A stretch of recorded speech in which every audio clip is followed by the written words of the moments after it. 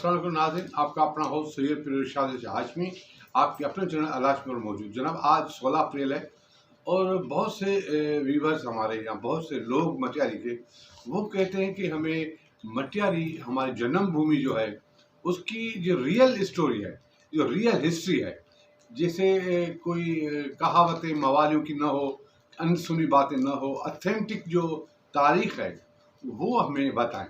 तो इस सिलसिले में मैंने एक इंटरव्यू दिया था सिंध टीवी को, तो उसमें से मैंने बहुत सारी चीज़ें वजाहत से बताई थी, क्योंकि जो मैं बात कर रहा हूँ वो मेरी अपनी बात नहीं है, ये सालों से बनी हुई हिस्ट्री है जो हमारे बुज़ुर्गों ने लिखी थी, हमारी तहकीक की हुई थी।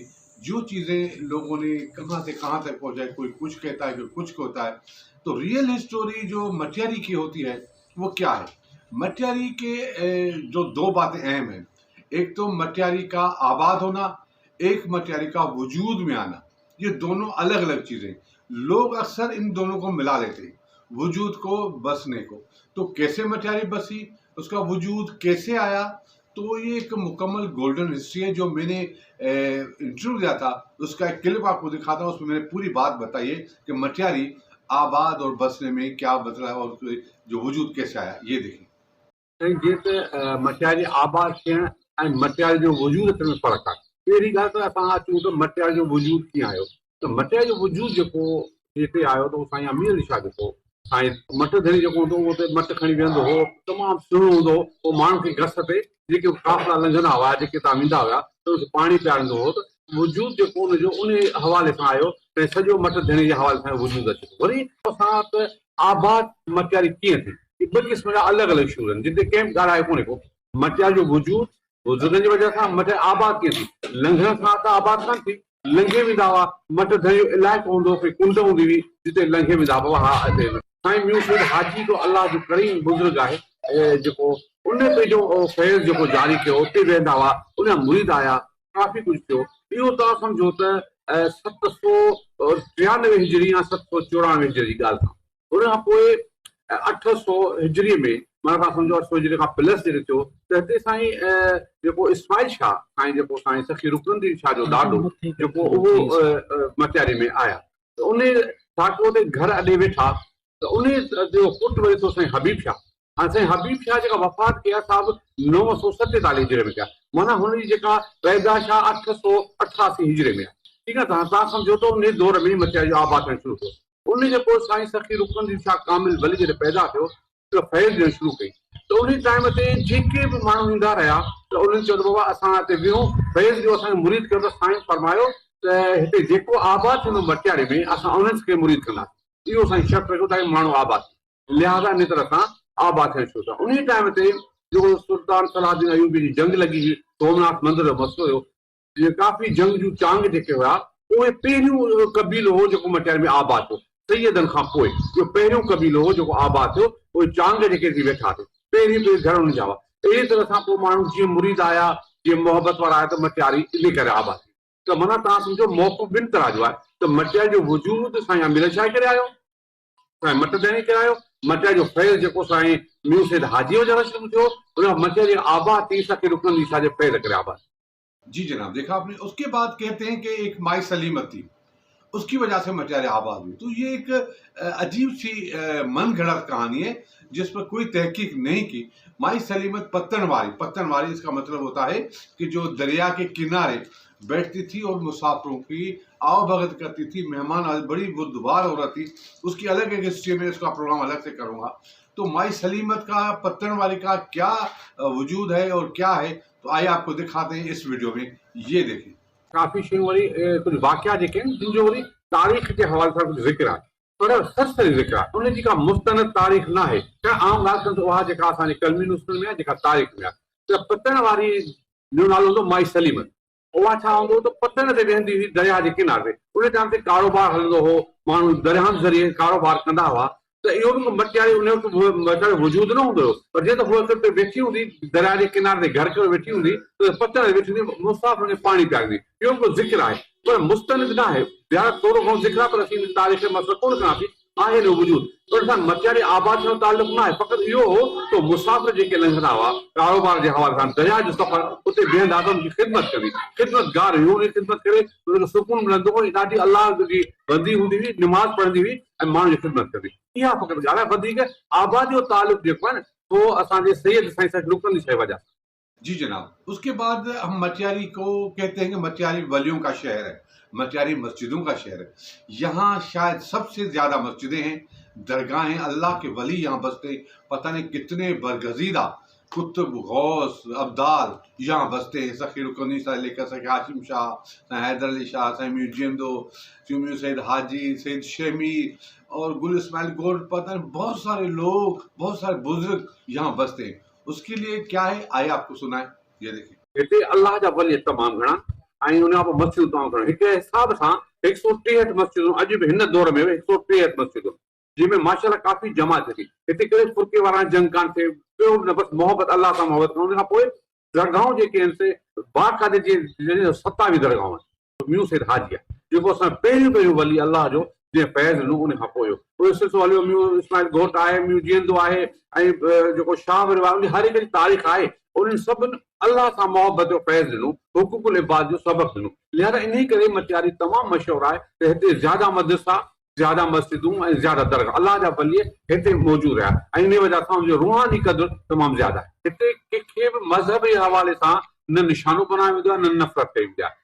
कंहिंजो कहिड़ो त्योहार हुजे असीं सोचूं कंहिंखे तनक़ीद कोन करणु चाहिए, इहो रूह जो मसइलो आहे, असीं कंहिंखे नथा थी सघूं। जी जनाब, देखा आपने। उसके बाद मटियारी सियासत का एक उरूज रहा है। मटियारी वजूद से ही पाकिस्तान बनने से पहले ही मटियारी का सियासी एक बैकग्राउंड है। मेरे पास तो सियासत की इतनी ऑथेंटिक तारीख है जिसके प्रूफ मेरे पास हैं, मगर जैसा कि एक तो इसमें अखराजात ज़्यादा हैं, मैं नहीं कर सकता। उसके बाद लोगों की इंटरेस्ट भी कम है, तो आज मैं इसलिए कर रहा हूँ। तो आज जो है वो ये बात जो है इस तरह से कि जो मटियारी की सियासत कैसे थी, क्या था, आइए आपको दिखाएं, ये देखें। इहा आउं तव्हांखे ॻाल्हि ॿुधायां थो 1922 वारी। 1922 में साईं हाजी बकादा शाह, साईं मखदूम तालिबुल मुला जो भाउ साईं ग़ुलाम हैदर शाह मखदूम, उहे साईं हाजी मोहम्मद ज़मा शाह जिन, मोहम्मद अयूब खोड़ो, उन पाकिस्तान ठहियो पिए। उन वक़्त जा जेके लीडर हुआ, जेके उन वक़्त में मटियारी मुस्लिम लीग जो गढ़ हुई उन टाइम ते। पोइ सिलसिलो आहिस्ते आहिस्ते शुरू थियो। मटियारी जो बुनियादु पियो तो हाला में पियो, मटियारी जो हिसो आहे ऐं मटियारी में बि थियो। त पोइ पीपुल्स पार्टी हिकिड़ो वॾो उरूज हासिल कयो। हिन वक़्तु माण्हुनि जो अवामी शोर, जेको अवाम जी जेको ज़्यादा तबिको पीपुल्स पार्टी सां वाबस्तु आहे तमामु घणो। उन खां पोइ तव्हां सम्झो त मटियारी जे हवाले सां हिन वक़्तु हिन मटियारी में सियासत खां वधीक ज़ाती वोट आहे। जीअं हिन वक़्तु मटियारी जो सभिनी खां सुठो वोट साईं हाजी जलाल खां जामोट ऐं साईं ज़ुल्फ़िकार खां जामोट साईं, इन ॿिनि जो वोट ज़ाती वोट आहे। उहे किथे बि हुजनि, कहिड़ी पार्टियुनि सां तालुक नथी रखे, छाकाणि उहे हिकिड़ा पॉज़िटिव माण्हू आहिनि ऐं उहे हिकिड़ो सुठो कमु था कनि, लिहाज़ा उनजो ज़ाती वोट आहे। इन करे जीटीए आहे, पर जीटीए मटियारी में एतिरी मक़बूल न आहे। उन जो वजूद आहे, सुठी आहे, पर उते माण्हू फ़क़ति साईं हाजी जलाल शाह खे ॾिसनि था और उनखे वोट आहे। जीअं साईं मोहम्मद जामोट आहे, सरदार आहे असांजो, उन जो बि वोट जो ज़ाती आहे। हर पीपुल्स पार्टी सां कम बि स्टार्ट करे पोइ त हिन वक़्तु इहा पोज़ीशन आहे। 86% जे हवाले सां हिते जो माण्हू एतिरो शौक़ु नथो रखे। मटियारी वारा लकीर जा फ़क़ीर आहिनि, हुननि खे इहो फ़ैसिलो करणु कॾहिं बि कोन ईंदो आहे त हू तव्हां को नई चूंड आणे, का तब्दीली आणे या को एहतजाज कनि, कॾहिं कोन कंदा। त जीअं थिए, पर ज़्यादा वोट जेको हिन वक़्तु आहे तो पीपुल्स पार्टी जो, छाकाणि पीपुल्स पार्टी को बेनज़ीर इनकम सपोर्ट कार्ड जेको ॾिनो आहे उन जो मज़बूत बुनियादु करे छॾियो आहे। इन करे हर ॿहिराड़ी, हर तबिको माना पीपुल्स पार्टी को वोट, पीपुल्स पार्टी के माना फिलहाल तव्हां कमज़ोर नथो कयो। जी जनाब, देखा आपने। उसके बाद मटियारी में आर्ट और म्यूजिक वो तो एक बुनियाद चीज़ है, क्योंकि यहाँ मटियारी में आप समझ लें कि 1932 से, बल्कि उससे भी पहले जो मटियारी के म्यूज़िक का वजूद आया, साईं हाजी मोहम्मद ज़मा शाह हाशमी मेरे वालिद, उसने बड़े सग़ीर के गुलकार उस्ताद आशिक अली ख़ान उसको यहाँ अपना उस्ताद बना के बैठाया। फिर एक अकेडमी भी कायम की जिसमें उस्ताद अमानत अली खान थे, और आपदा परवीन का यहाँ होना, उनका उरूज आना, ये सारी मटियारी की ही तारीख है। आइए आपको इंटरव्यू के हवाले से सुना दें, ये देखिए। आर्ट के हवाले सां वॾी तारीख़ रखे थी। मटियारी में तमामु क्लासिकल माण्हू रहिया आहिनि। हिकिड़ी क्लासिकी मूसीक़ी आहे, उनखे अञा बि वधीक आहे, उन ज़माने जा माण्हू हाणे क्लासिकी मूसीक़ी जो कोन्हे, उन ज़माने में वॾो क्लासिक जो उरूज हो। उन खां पोइ मटियारी इन हवाले सां मशहूरु आहे। हिन वक़्तु जी ॻाल्हि कंदासीं त असां क्लासिक मूसीक़ी आपदा परवीन जेका असांजे मटियारी मां वजूद हिते ई पैदा कंदी त रही, हिते तालीम वरितई, हिते उस्ताद गुलाम हसन वालिद हुनखे तालीम ॾींदो, उस्ताद अमान अली ख़ान बाग़ इंस्टीट्यूट हूंदो हो साईं मोहम्मद ज़मान शाह खोलियो क्लासिकल मूसीक़े जो, जेको उसको इल्मू खटी वेहे थो, उहा जॻह जेका हूंदी त हुते माण्हू जेको सो क्लासिकी मूसीक़ी तालीम वठा, आउं बि क्लासिकी मूसीक़ी तालीम वठो, उस्ताद अमान अली उस्मानो, हुन पुटु न उस्ताद मिठू ऐं उस्ताद जेको गुलाम अब्बास। उन खां पोइ आउं चवां त साईं यार मोहम्मद शाह जी वॾी तारीख़ आहे। उन टीवीअ खां शुरू कयो, एतिरो त महिनत न कई, हुनजी ख़्याल वॾी इज़त ॾी, हू केतिरी लेवल जो कमु कयो, अचे थो प्रोग्राम कंहिंखे कोन विसरियो हूंदो। उन असांजो मटियारी जोई वरी साईं काज़ी सैफुद्दीन फिरदाउस शाह साईं आहे, त साईं जेको शोबिस जो सहाफ़ी आहे, उहो हर वक़्तु ॾाढो सुठो माण्हू आहे, नयूं नयूं शयूं आणींदो आहे, उन पंहिंजी मटियारी खे उजागर कयो आहे, त मटियारी खे इन हवाले सां वॾो मर्तबो मिलियो आहे। उन खां पोइ हिते तालीम उन ज़माने खे छा उस्ताद हुआ साईं काज़ी गयासीन, साईं मोहम्मद जुमन, साईं नूर मोहम्मद काज़ी, साईं अली, साईं अलाह ॾिनो, साईं ताजू शेख, ऐं उन खां पोइ केतिरा उस्ताद नाला साईं गुलाम नबी टालपुर जेके हूंदा हुआ, उन सां सभिनी खे पढ़ायो। हिते वॾा वॾा ऑफिसर, हिते DC आशिक़ हुसैन साईं DC सां निकिरियो, ऐं सोहेल हुसैन शाह DC साईं सां निकितो, एतिरा केतिरा ऑफिसर साईं जेको सो हाजी हारून जेको या मटिया जा आया हुआ, उन छा इज़त मर्तबो। अॼु बि तव्हां ॾिसंदा त मटिया जी हाई क्लास की पोस्ट में जेके सुठा सुठा माण्हू उनजी महिनत सां वॾो दर्जो कमाए, वॾो अहमियत। जी जनाब, सुना आपने। उसके बाद मटियारी की बहुत सारी चीज़ें मशहूर है। मटियारी की काशी, मटियारी की रली, मटियारी की अजरक, ये ऐसी 8 चीज़ें हैं जिसको बहुत से लोग जानते हैं और यहाँ की चीज़ों के एक अपना मुनफरद मकाम है। तो उसके लिए मैंने भी तफसील से सिंध टीवी को बताया था, तो आइए आप भी सुने, ये देखें। मटियारी में हर शइ मशहूरु आहे, पर सकाफ़त जे हवाले सां ॻाल्हि कंदुसि त हिते जो काशी जेका हाला में असां वापसि साईं मटियारी ज़िले में अचे थी, त मशहूरु आहे उन ज़माने खां। नसरपुर आहे, उन में बि काशी हले थी, ऐं एॾी मशहूरु काशी असांजे पुराणे बंगले में जेके उन ज़माने जा ठहियल आहिनि, उन में बि काशी लॻियल आहे। उहा काशी अॼु ताईं ख़राबु कान थिया। हुन खां पोइ अजरक जो कोर एॾो मशहूरु आहे हिते जो पुराणो कमु थिए थो, त उहा अजरक हिन वक़्तु तव्हांखे 6000 रुपया 7000 रुपया मिलंदी। इहा अजरक जो एक्चुअल कोर आहे, जेको सिंधी जो कोर आहे, जो निशान आहे, तमामु घणो। हुन खां पोइ रलियूं जेके टुक ते ठहनि थियूं, उहे साईं मूसा मोहल्ला में जेके हुसैन वारा वेठा आहिनि, उन वटि ठहनि थियूं तमामु घणो। उते हथ जो भर्त जेको थियो, हुरमुज थिए थो, साहिब समा में हुरमुज थिए थो, ऐं जेको चिकनू थिए थो, हुन खां पोइ जेको ज़रियो कमु थिए थो, इहो सॼो बादामी कमु थिए थो, इहो सॼो जेको असांजे हथ जो हूंदो आहे, पर कॾहिं बि उनखे उजागर न कयो आहे। छाकाणि हिते जूं औरतूं वीचारियूं स्ट्रगल कनि थियूं, वॾा सेंटर खुलिया आहिनि उनखे, पर उनखे छा मौक़ो कोन थो मिले। त हिते हथ जो हुनर एतिरो त मशहूरु आहे, तव्हां हिते जो भर्त ॾिसंदा, हिते जी कढ़ाई ॾिसंदा, हिते जी टुक ॾिसंदा, टुक ते जेके रलियूं ठहनि थियूं, उन टुक एॾी नाज़ुक हूंदी आहे, कीअं असां ठहियो थो वञे, कमाल आहे। इन करे जेको सो इन 3-4 शयुनि जी वॾी वैल्यू आहे, ऐं पर उनखे उहा पज़ीराई न मिली आहे मटियारी में। काश खे पज़ीराई मिले, उन औरतुनि खे आंदो वञे जेके कढ़ाई जो कमु थियूं कनि, जेके हथ जो कमु थियूं कनि, या रलियूं थियूं ठहनि, जेके अजरक उहे जंहिंजो असलियो कोर आहे। तव्हां सम्झो हिन वक़्तु बि पुराण सूमरनि वटि तव्हां कोशिशि कंदा त 1932 जो कोर आहे, त 1952 जो कोर आहे। अगरि के ॻोल्हे त उन्हनि जा कोर ई अजीब आहिनि, पर उनमें कमु थो थिए, ख़र्च थो थिए, ऐं मार्केट एतिरी आई कोन्हे। हींअर कोड़ वारी बि अजरक हले थी, जेका अक्सर पाराईंदा आहिनि माण्हुनि खे, असली अजरक जेका असां। पर बहरहाल इन हवाले सां मटियारी तमामु वॾो शोर थियो। उसके बाद हम आते हैं मटियारी के खानों पर। मटियारी हमेशा से खानों की भरमार है। यहाँ के कल्चर है, यहाँ के लोग जो हैं बड़े जायकेदार हैं। गरीब मजदूर भी होगा तो घर में खाना अच्छा खाएगा, रात को तो वो ज़रूर बाजार से भी चीज़ें लेगा, आम होगा तो आम की सीजन लेगा, दूध लेगा, और नान पावा वो तो हर शौक से खाते हैं। इसीलिए मैंने अलाश में थाली का भी इनेकाद किया था, बड़े धूमधाम से मैंने शुरू किया था, बड़ा खर्चा किया था। दुनिया की सारी चीज़ें यहाँ लाई थी, अथेंटिक चीज़ें थी, इटालियन फूड थी, इंग्लिश थी, देसी थी, सब चीज़ें थी, चाइनीज़ थी, मगर यहाँ लोगों ने उसको कामयाब नहीं होने दिया। मुझे लाखों का नुकसान हो गया, कामयाब नहीं हुई। मगर मुझे खानों की जो बातें हैं वो बड़ी अच्छी लगती हैं। तो आइए मटियारी के खानों के बारे में मैंने क्या कहा, ये सुने। हिते जो केलो एॾो सुठो हूंदो आहे, अगरि के खाधो हुजे त यकीन खाधो हूंदो, पर हिते जो केलो तमामु मशहूरु आहे। बाग़नि में हिते जो अंब तमामु मशहूरु आहे, इहे ॿ शयूं तमामु सुठियूं आहिनि। उन खां पोइ ॾंधड़ी, जेका ॾंधड़ी आहे, उहा जेका भट्ट जो जो गहल जो ॻोठु जेको आहे, या कंवर जो ॻोठु जेको आहे, उते जी ॾंधड़ी मशहूरु आहे। ज़मीन में कहिड़ी मिठास आहे, उहा ॾंधड़ी मिठी आहे, किथे बि कान मिलंदी, माण्हू शौक़ सां खाईंदा आहिनि ॾंधड़ी। उन खां पोइ हिते जी सौगातूं मशहूरु आहिनि, नान पावा जी आहिनि, तमामु मशहूरु आहिनि। असांजो प्यालो जेको नान प्यालो, उन खां पोइ वेड़ियूं, आंडा वेड़ियूं, इहे किथे बि तव्हांखे कोन मिलंदियूं, हिते स्पेशली ॿाकरियूं ठहंदियूं आहिनि, जिन स्पेशली हिकिड़ो मक़ाम आहे। उन खां पोइ कबाब, मटियारी जा कबाब मशहूरु हूंदा आहिनि तमामु घणा, ऐं हाजी अला बख्श वारा खाईंदा हुया, हाणे हुनजो औलाद सिस्टम खे करे थो। कबाब, सीख कबाब जहिड़ो हिते किथे बि कोन मिलंदो।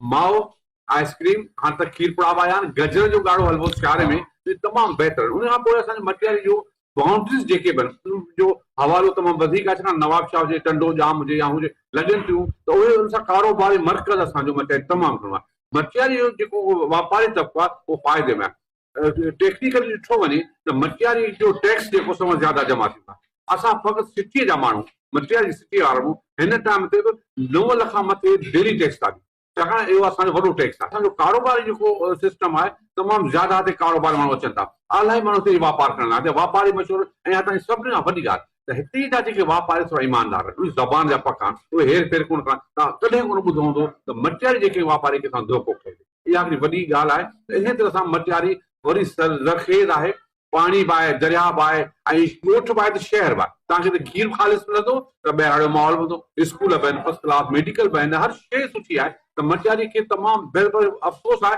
थोरो हुनखे एतिरो पज़ीराई न मिली आहे मथी लेवल ते। हिनखे पज़ीराई मिलणु घुरिजे, हिनखे गोल्डन ज़िलो ॾिनो वञे ताकी उन खां पोइ काफ़ी मुरादूं मिलणु घुरिजे। तो जनाब देखा आपने ये खानों का सिलसिला। उसके बाद हम बात करेंगे कि मटियारी की तरक्की और तरवी में क्या हुआ। तो मटियारी की तरक्की, मटियारी सादातों ने बड़ा अहम किरदार किया, जिनमें मूसा खानदान के जामोद फैमिली, जिसमें सरदार मोहम्मद अली शाह जामोद सीनियर और साईं जुल्फ़कार शाह जामोद और साईं मोहम्मद अली शाह जामोद मौजूदा। उसके अलावा हमारे ख़ानदान के साईं पीर मोहम्मद ज़मा शाह मेरे वालिद, साईं बकादार शाह मेरे दादा, साईं पीर नूर शाह हाशमी, और साईं बाखिर पोटा ख़ानदान में से साईं मोहम्मद मुराद शाह साईं ने बहुत काम किया। उसके बाद साईं शहाबुद्दीन शाह का नाम मैं ज़रूर लूँगा, तो साईं शहाबुद्दीन शाह वो एमएनए थे जिन्होंने मटियारी को रोज़गार दिया, बहुत सारे काम किए, सब ने मिलजुल के काम किया। और मैं साईं हाजी जलाल शाह का नाम भी लूँगा, क्योंकि मटियारी के डिस्ट्रिक्ट होने में उनका भी बड़ा, क्यों उसके दौर में मटियारी डिस्ट्रिक्ट हुई थी, तो साईं जलाल शाह ने भी, उसकी सोच बड़ी अच्छी है।